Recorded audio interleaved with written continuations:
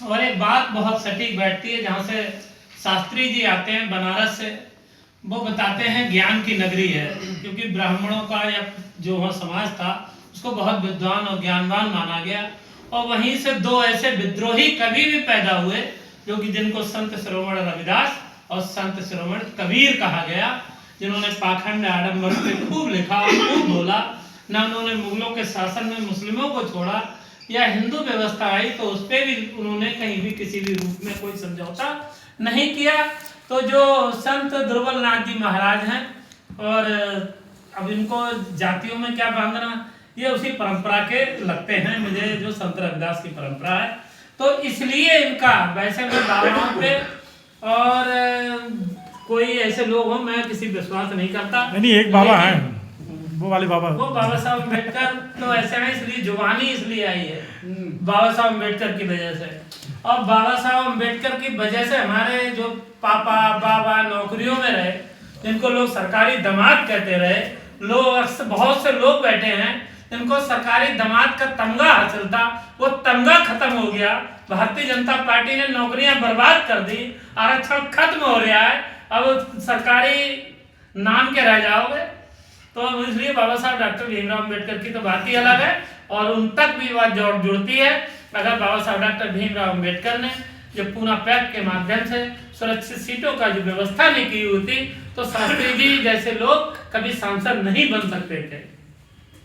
चाहे जगन्नाथ पाड़िया हो या कल्पना सोनकर हो, ये 2-3 नाम उस समय में पढ़ा करता था इसमें रेलवे स्कूल में 8th 9th में, तो इन लोग के नाम आया करते थे। तो बड़ा लगता था कि यार कोई लोग हैं बिरादरी के कि इन लोगों के नाम आते हैं।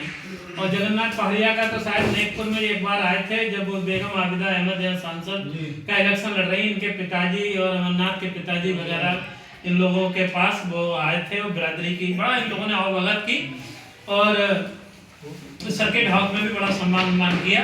तो बात ये थे, वो सामाजिक एक ऐसा होता है कि एक भाव होता है एक दूसरे से जुड़ने का। हम इसलिए शास्त्री जी की जयंती मना रहे हैं कि उन्होंने सामाजिक रूप से एक संगठन को एकत्रित करने का काम किया। अब इस बात पे आ जाएं कि हम संत रविदास की बात आएंगे, तो जातिगत हम लोगों में जातियां खत्म करनी चाहिए, कि जात जात में जात है ज्यों केलम के पात, जात जात में जात है ज्यों केलम के पात, और रविदास मनुष्य न जुड़ सके जब तक जाति ना जात। मतलब जातियां केले के छिलके के समान है, जैसे चेला छिलका उतारते जाओ उस तरीके से तमाम जातियां हैं। इतनी जातियां नहीं थी, जातियां बनती गई। लेकिन आज स्थितियां उलट इसलिए हैं क्योंकि डेमोक्रेटिक कंट्री है, देश में संविधान लागू है, और क्योंकि अब हम लोग अनुसूचित जात में आते हैं, कहीं पिछड़ी जात में आते हैं, कहीं सामान्य वर्ग में आते हैं, लेकिन सर्वाधिक संख्या उत्तर प्रदेश, राजस्थान और पंजाब जी जहाँ पर है, वहाँ पर सबसे ज्यादा संख्या अनुसूचित जात में है। अब हम लोगों को जातिगत कारण शास्त्री जी को हम केंद्र में रखकर अगर हम जात की बात कर रहे हैं या खटिक समाज की बात कर रहे हैं, तो हम इसलिए कर रहे हैं, हमें दूसरी जात से कोई नफरत नहीं है, लेकिन हमें अपनी जातियों में चेतना पैदा करनी है। अभी मनोज कह रहे थे 100 वकील तैयार करने हैं, और 10 वकील नहीं है, बरेली में ज्यादा है। इन लोगों ने उपस्थिति ये दर्ज कराई है कि हाँ बरेली में मालूम पड़ते हैं कि वकील हैं खटिक समाज के, और बार एसोसिएशन के रूप में अगर ये लोग उसमें उपस्थिति दर्ज ना कराएं तो मैं नगण्य समझता है इनको।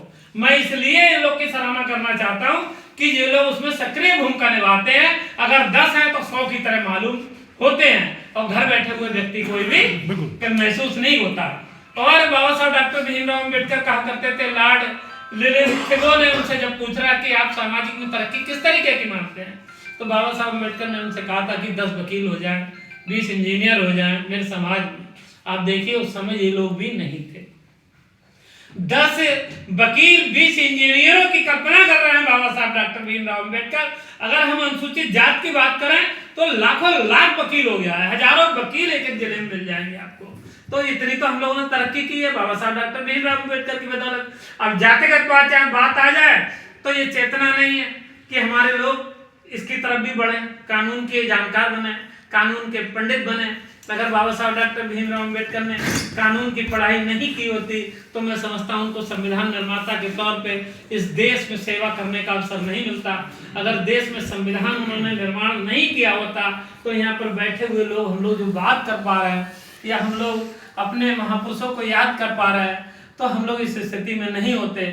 आप भी नौकरी में, आप वर्तमान नौकरी में तमाम है, मनोज सोनकर रेलवे में है, ये जितने लोग भी बैठे हैं ये बहुत कम संख्या है, और जिसमें 50% लोग नौकरी में, लेजेंडर नौकरी में। इनके पिताजी भी थे, मेरे पिताजी भी थे, मेरे दादा भी रेलवे में सर्विसमैन थे, और आज मेरा भाई भी है। तो ये बड़ी बात है कि हम लोग की संख्या कम, और बल्कि हम लोगों ने उपस्थितियां, अवसर ज्यादा पाए हैं, और कहीं कहीं क्योंकि नौकरी में ज्यादा अवसर पाए हैं।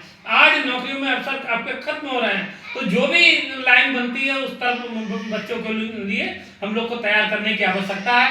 रही पॉलिटिकल, मैं समझ रहा हूँ ज्यादा समय हो तो मैं बात को अपना खत्म कर लूंगा, तो मैं अच्छा ठीक है, तो मैं केवल समझाने, आप लोग सभी समझदार लोग हैं, थोड़ी बहुत बातें, एक अवसर होता है, वैसे हम लोग रोज बात करते हैं, एक मौका होता है कि किसी तरीके से ये सब बातें हो जाएं। तो जिस तरीके से पॉलिटिकल बात अभी डॉक्टर मंगल बाबू जी ने कही, सभी लोगों की चिंता है, और सुरक्षित सीटों की भी बात आ रही है कि सबका, तो ये हमारे लोगों को जबरदस्त तरीके से अपनी जो हमारी डिमांड है, जो हमारी इच्छाएं हैं, और जो बाबा साहब डॉक्टर भीमराव अम्बेडकर का दिया हुआ अधिकार है, हमको या समाज के लोगों में जो इसमें कैपेबल हैं उसमें वो डिमांड करनी चाहिए, और जिस संगठन में अपना काम कर रहे हैं उनको उसमें बहुत दमदारी के साथ अपने टिकट की अपनी मांग करें, डिमांड करें, कौन मना कर रहा है, और रखनी चाहिए। अगर आप फिर तो इसका मतलब यह है, अगर संगठन में आप इस योग्य होते हुए भी अगर आप उसमें पार्टी में टिकट नहीं मांग पा रहे हैं, अगर योग्य होते हुए भी, मैं योग्य नहीं हूँ, मैं ना मांगू, एक अलग बात है, लेकिन जो सामर्थ्यवान लोग हैं उनको टिकट मांगना चाहिए। और लोगों की जातियों की संख्या की बात, तब तो इसका मतलब यह है कि जातियों की संख्या के मुताबिक अगर लोग चुने जाएंगे, तो मैं समझता हूं ऐसे लोग संख्या ज्यादा है एमएलए एमपी चुनने की, लेकिन बहुत बड़ी संख्या एक ऐसी भी है जिनकी जातियां बहुत कम होती हैं और बड़े बड़े पदों पे होते हैं और सांसद और विधायक बनते हैं। आज आप अगर सुरक्षित सीट आप हटा दीजिए बरेली से, सुरक्षित सीट से जो हाथ से जीते थे उनकी भी संख्या कम थी, ये अवसर था, उनको पार्टी ने अवसर दिया, विधायक बन गए, और जिनकी संख्या ज्यादा होती वो हार जाते हैं। पिछले बार भी ऐसे हुआ। तो मैं ये कहना चाहता हूं कि आवश्यकता जरूरी नहीं है जातियों के आधार पर आप एमएलए और एमपी बनेंगे, आप अपनी योग्यता और काबिलियत के हिसाब से भी बनेंगे, एमएलए और एमपी बनने के आप हकदार हैं।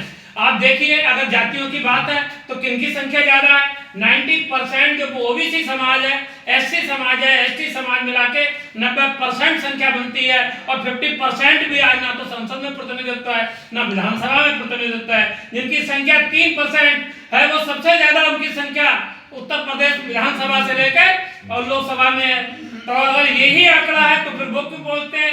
इसका कारण हमारी मानसिक गुलामी है, हमको वोट देना नहीं आया, हमको राजनीतिक समझ पैदा नहीं हुई, हमने बाबा साहब डॉक्टर भीमराव अम्बेडकर के ज्ञान के दर्शन को नहीं समझा, उनके राजनीतिक दर्शन को नहीं समझा। इसीलिए ये मुसीबत है कि हमारे लोग, हमारे बिरादरी की बात नहीं, अगर हम अनुसूचित जात की बात आए, अगर बाबा साहब डॉक्टर भीमराव अम्बेडकर ने यह अधिकार नहीं दिया होता, 1932 में पूरा पैक्ट के माध्यम से सुरक्षित सीटें नहीं बनाई होती, एक प्रधान नहीं चुना जाता, ये मैं गारंटी की बात बताता हूँ दलित समाज का। और जो भी है, आज भी हमारी जो संख्या है और जिस तरीके की आज सरकारें बनाते जा रहे हैं, जो अभी मुक्तेश्वरानंद ने कहा कि हमें मुसलमानों से नहीं, बाबा साहब डॉक्टर भीमराव अम्बेडकर के मिलने वालों से खतरा है। आप समझिए अम्बेडकरवादियों का क्या, उनको मालूम होता है अम्बेडकरवादी ज्ञानवान होते हैं, उनमें राजनीतिक समझ होती है, इसलिए उन्होंने ये बात की कि दलितों से खतरा है, मुसलमानों से खतरा नहीं है। इन बातों को समझना पड़ेगा कि हम लोगों को जिस तरीके से बाबा साहब अम्बेडकर समाज बनाना चाहते थे, हमको वैसा बनना होगा। अगर हम नहीं बन पाए हैं, अपने बेटों को, अपनी बेटियों को चेतना संपन्न बनाना होगा, राजनीतिक समझ पैदा करनी होगी। अगर आने वाले दिनों में जिस तरीके से सरकारें काम कर रही हैं, अभी स्कूल बंद हुए हैं, स्कूल बंद हो रहे हैं, नौकरियां खत्म हो रही हैं, और आने वाले दिनों में सरकारें ऐसी ही बनती रही जिस तरीके से सुरेश पासी भाजपा विधायक जगदीशपुर के ने कहा है कि हमें मुसलमानों के वोटों की जरूरत नहीं, हम मस्जिदों में नहीं जाते हैं। मैं उससे यह कहना चाहता हूं, जिस दिन मुसलमान तुम्हारे अभी जो पूरा जो झेल रहे हैं ना बाहर, वो तुम मुसलमान झेल रहे हैं। जिस दिन मुसलमान एक तरफ किनारे हो गए, उनकी राजनीतिक शक्ति एकदम खत्म हो गई, उनके वोट का अधिकार खत्म हो गया, तो जो जुल्म करने वाले लोग थे, जो पेशवा शासन में जुल्म जिन पे किया करते थे, सबसे पहले तुम ही पे होगा और सुरक्षित सीटें तुम्हारी खत्म होंगी, क्योंकि वो राजनीतिक आरक्षण मात्र 10 साल के लिए था। नौकरियों के आरक्षण पे केवल कोई बात नहीं है, 10 साल का राजनीतिक आरक्षण था और राजनीतिक आरक्षण खत्म हो गया तो प्रधान भी नहीं बन पाओगे। जिस तरह से ग्राम पंचायत के सदस्य से लेके सांसद तक का सफर शास्त्री जी ने तय किया था। इस चीज को बचाए रखिए, राजनीतिक चेतना बनाए रखिए। वोट बहुत बहुमूल्य है, आप लोगों की कोई वैल्यू नहीं थी, क्योंकि वोट का अधिकार संपत्ति और शिक्षा था, संपत्ति थी नहीं, शिक्षा मिलती नहीं थी। जिस तरीके से आज एक जयंती की बात कर खत्म कर दूंगा, एक जो जयंती है फातिमा शेख की, लोग बड़ा मुसलमानों से बहुत हमने आपस में भी बात करते देखा है। लोगों के जो बनाए हुए एजेंडे हैं उस पर हमारे लोगों की सोच फिट बैठती है। जिस तरीके से सोशल मीडिया पे लेके अखबार और साहित्यिक चर्चाओं में या टीवी पे बैठे एंकर एंकराइन जिस तरीके से समझ पैदा करते हैं, हमें वो पैदा होती है। मैं आपको बताना चाहता हूँ कि मुसलमान कहाँ से नफरत का हम लोगों को हमें क्यों करनी चाहिए। मैं अपने देश समाज के लोगों से कहना चाहता हूँ, अपने बच्चों से कह देना कभी भी हिंदू मुस्लिम झगड़े में कभी भी पत्थर लेके ना जाए। जब पहला स्कूल 1 जनवरी 1848 को खोला सावित्रीबाई फुले महात्मा ज्योतिबा फुले ने, तो जगह देने वाली आज जिनका जन्म हुआ 9 जनवरी 1871 को माता फातिमा शेख का, उनने अपने घर में स्कूल खोलने के लिए जगह दी। आज बेटियां पढ़ रही हैं, पर लग गए, कलेक्टर से लेके हवाई जहाज उड़ा रही हैं। तो ये उनकी संघर्षों की देन है। कैसे आप लोग नफरत कर सकते हैं। फातिमा शेख जो जमीन देती हैं, फातिमा शेख जो 22 बच्चियां थी, इतनी गरीब थी, इन पर कपड़े तन पे ढंग के नहीं थे, खाने को भूखे पेट आती थी, तो फातिमा शेख पड़ोस के लोगों से खाना तक मांग के लाई, लोगों से कपड़े मांग के लाई, अपने घर में रह के दिए। उसमें मुसलमान बच्चियां नहीं थी, हिंदू बच्चियां थी। नफरत नहीं, मोहब्बत करना सीखो और सावित्रीबाई फुले जैसा जवाब देना सीखो। जब एक बार वो पड़ोस से गुजर रही सावित्रीबाई फुले से, उनकी पड़ोसन ने कहा ये कौन है, तो सावित्रीबाई फुले कहती है मेरी टीचर है, मेरे स्कूल पढ़ाती है। बोले इसका नाम क्या है? बोले इसका नाम फातिमा शेख है। तो बोले फातिमा शेख वो एक मुसलमान टीचर, इसको उर्दू अरबी पढ़वा के क्या हम लोगों को मुसलमान बनाना है? तो उन्होंने कहा था मुसलमान नहीं, ये संस्कृत पढ़ाएगी और लोगों को पंडित बनाएगी।